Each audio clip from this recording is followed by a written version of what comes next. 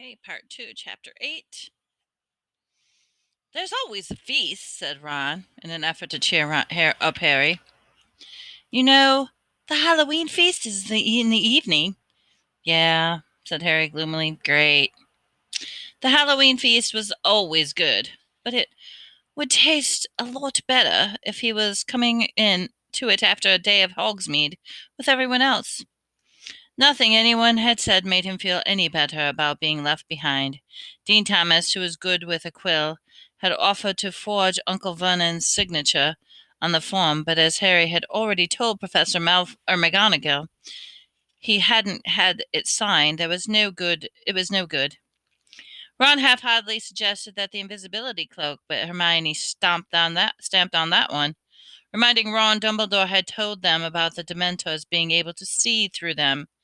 Percy had what were possibly the most helpful words of comfort. They make a fuss about Hogsmeade, but I assure you, Harry, it's not all that it's cracked up to be, he said seriously. All right, the sweet shop's rather good, and Zonka's joke shop frankly dangerous. And yes, the Shrieking Shack's always worth a visit, but really, Harry, apart from that, you're not missing anything. On Halloween morning, Harry woke up with the rest of them and went down to breakfast feeling thoroughly depressed. And though doing this best to act normally, well, we'll bring you lots of sweets back from Honeydukes, said Hermione, looking desperately sorry for him. Yeah, loads, said Ron. He and Hermione had finally forgotten their squabble about Crookshanks in the face of Harry's disappointment. Oh, don't worry about me, said Harry, in what he hoped was an offhand voice. I'll see you at the feast. Have a good time. He accompanied them to the entrance hall, where Filch, the caretaker, was standing inside the front doors, checking off names against a long list, peering suspiciously into every face and making sure that no one was sneaking out who shouldn't be going. Staying here, Potter, shouted Malfoy, who was standing in line with Crabbe and Goyle. Scared of passing the Dementors? Harry ignored him and made his solitary way up the marble staircase, through the deserted corridors, and back to Gryffindor Tower. Password? Said the fat lady, jerking out of a doze. Fortuna Major, said Harry listlessly. The porch swung open, and he climbed through the hole in the common room. It was full of chattering. First the second years, a few older students who had obviously visited Hogsmeade so often the novelty had worn off. Harry! Harry! Hi, Harry! It was Colin Creevey, the second year, who had deeply in awe of Harry and never missed an opportunity to speak to him. Aren't you going to Hogsmeade, Harry? Why not, hey? Colin looked eagerly around at his friends. You can come with us, if you like, Harry. No, thanks, Colin, said Harry, who wasn't in the mood to have a lot of people staring vividly at the scar on his forehead. I've got to go to the library and get some work done. After that, he had no choice but to turn right around and head back out of the portrait hole again. What was the point, anyway? Waking me up, the fat lady called grumpily after he walked away. Harry wandered dispiritedly towards the library, but halfway there he changed his mind. He didn't feel like working. He turned around and came face to face with Filch, who had obviously just seen off the last of the Hogsmeade visitors. What are you doing? Filch snarled suspiciously. Nothing, said Harry truthfully. Nothing? Spat Filch, his jowls quivering unpleasantly. A likely story. Sneaking around on your own. Why aren't you at Hogsmeade buying stink pellets and belch powder and whistling worms like the rest of those nasty little friends? Hagrid shrugged. Well, get back to your common room where you belong, snapped Filch, who had stood glaring until Harry had passed out of sight. But Harry didn't go back to the common room. He climbed the staircase, thinking vaguely of visiting the owlry to see Hedwig.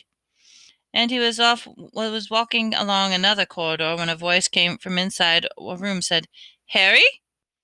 Harry looked back, doubled back to see who had spoken to him, and he met Professor Lupin, who was looking around his office door.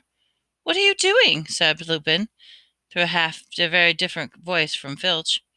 Well, Ron and Hermione. Hogsmeade, said Harry, in a would-be casual voice. Ah, said Lupin. He considered Harry for a moment. Why don't you come in? I've just taken a delivery of Grindleylow for our next lesson. A what? Said Harry. He followed Lupin into the office. In the corner stood a very large tank of water, and sickly green creature with sharp little horns had its face pressed against the glass, pulling faces and flexing it into long spindly fingers. Water demon, said Lupin, surveying the Grindleylow thoughtfully. We shouldn't have much difficulty with him, not after the kappas. The trick is to break his grip. You notice the abnormally long finger, strong but very brittle. The Grindylow bared his green teeth and then buried itself in the tangle of weeds in the corner. Yes, said, looking around his kettle. I was just thinking of making one. All right, said Harry awkwardly. Lupin tapped the kettle with his wand, and blasts of steam issued suddenly from the spout.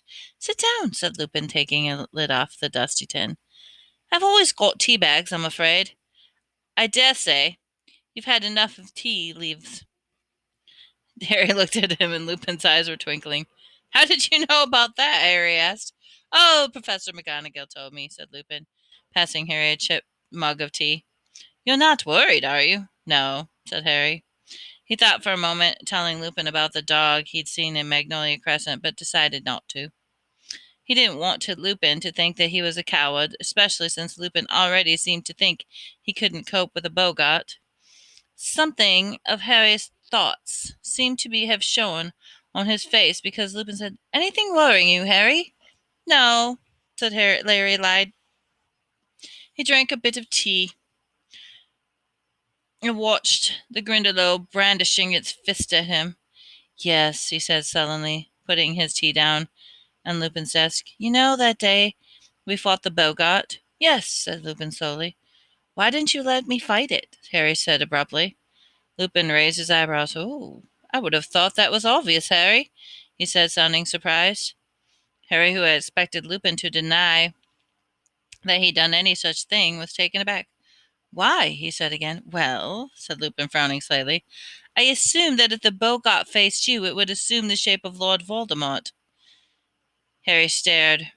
Not only was the last answer he expected, but Lupin said Voldemort's name. The only person Harry had ever heard say his name aloud apart from himself and Professor Dumbledore. Clearly I was wrong, said Lupin, still frowning at Harry. But I didn't think it was a good idea for Lord Voldemort to materialize in the staff room. I imagined that people would panic. I did think of Lord Voldemort at first, said Harry honestly. But then I remembered those Dementors. I see, said Lupin thoughtfully. Well, well, I'm impressed. He smiled slightly and looked at surprise of Harry's face. That suggests that you fear most of all. Fear? Very wise, Harry. Harry didn't know what to say to that. He drank some more of the tea. So you've been thinking that I didn't believe you were capable of fighting a Bogart? Said Lupin shrewdly. Well, yeah, said Harry. He was suddenly feeling a lot happier. Professor Lupin, you know those Dementors? He was interrupted by a knock on the door. Come in, said Lupus. The door opened, and in came Snape.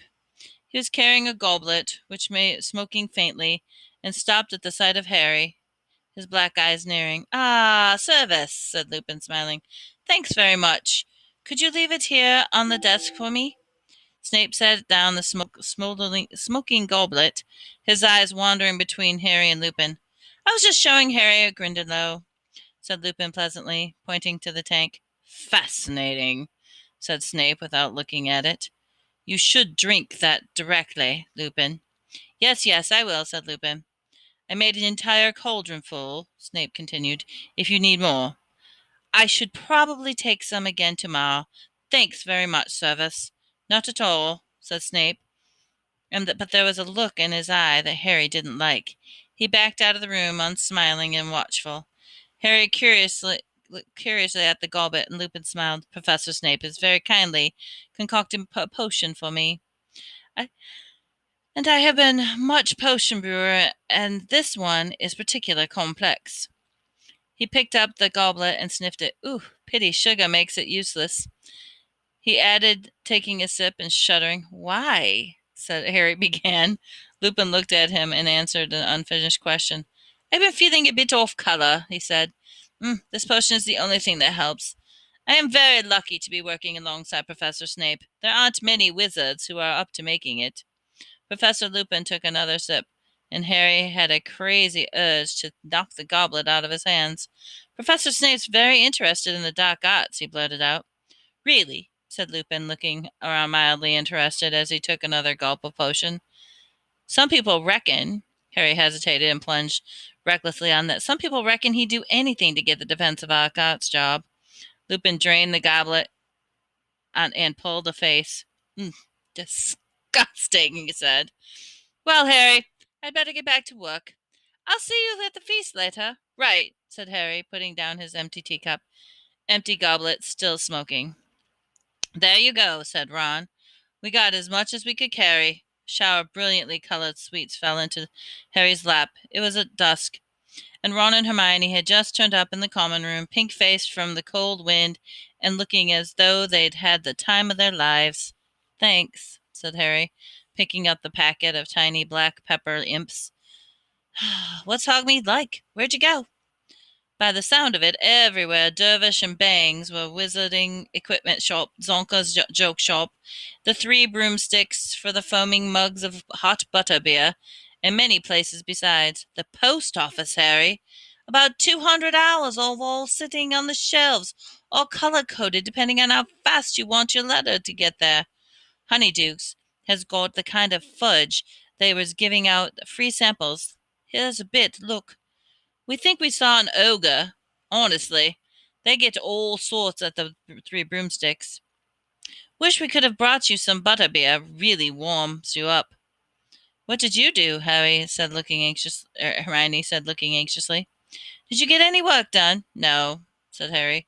Lupin made me a cup of tea in his office, and Snape came in. He told him about the goblet. Ron's mouth fell open. Lupin drank it? He gasped. Is he mad? Hermione checked her watch. Oh, we'd better be down. You know, the feast will be starting in 5 minutes. They hurried through the portrait hall into the crowd and still discussing Snape. But if he, Hermione dropped her voice, placing a nervously ground. If he was trying to poison Lupin, he wouldn't have done it in front of Harry. Yeah, maybe, said Harry, as they reached the entrance hall and crossed into the great hall. It had been decorated with hundreds and hundreds of candle-filled pumpkins, clouds of fluttering bats, and many flaming orange streamers, which was streaming lazily across the stormy ceiling like brilliant water snakes. The food was delicious. Even Hermione and Ron, who were full to bursting with honeydew sweets, managed second helpings of everything. Harry kept glancing at the staff table. Professor Lupin looked cheerful as well as he ever did. He was talking animatedly to a tiny little Professor Flitwick, the charms teacher. Harry moved his eyes along the table to a place where Snape sat. He was imagining it, or were Snape's eyes flickering towards him, Lupin, more often than was natural. The feast finished with an entertainment provided by Hogwarts Ghost. They popped out of the walls and the tables to do a bit of formation gliding. Nearly Headless Nick, the Gryffindor ghost, had great success with reminiscent of his own botched beheading. It had been such a pleasant evening that Harry's good mood couldn't have been spoiled by Malfoy, who shouted through the crowd as they all left, "The Dementors send their love, Potter!" Harry and Ron and Hermione followed the rest of Gryffindor, as usual, to the path to Gryffindor Tower. But when they reached the corridor, they entered the portrait of the fat lady. They found it was jammed with students. "Why isn't anyone going in?" asked Ron curiously. Harry peered over the heads in front of him. The portrait seemed to be closed. "Let me through, please," came Percy's voice, and he came bustling in through the crowd. "What's the hold up here? Why can't you all forgotten the password? Excuse me. I'm head boy." And there was silence that fell over the crowd, and from the first the chill that seemed to spread down the corridor, they heard Percy say in a suddenly sharp voice, "Somebody get Professor Dumbledore, quick!" The people's heads turned. those at the back were standing on tiptoe. "What's going on?" said Ginny, who had just arrived. A moment later Professor Dumbledore was there, sweeping towards the portrait. The Gryffindors squeezed together to let him through. Ron and Hermione and Harry moved closer to see what the trouble was. "Oh, my!" Hermione grabbed Harry's arm. The fat lady had vanished from her portrait, which had been slashed so viciously that strips of canvas were tattered on the floor. Great chunks of it had been torn completely. Dumbledore took one look at it, the ruined painting, and turned his eyes eyes somber to see Professor McGonagall, Lupin, and Snape hurrying towards them.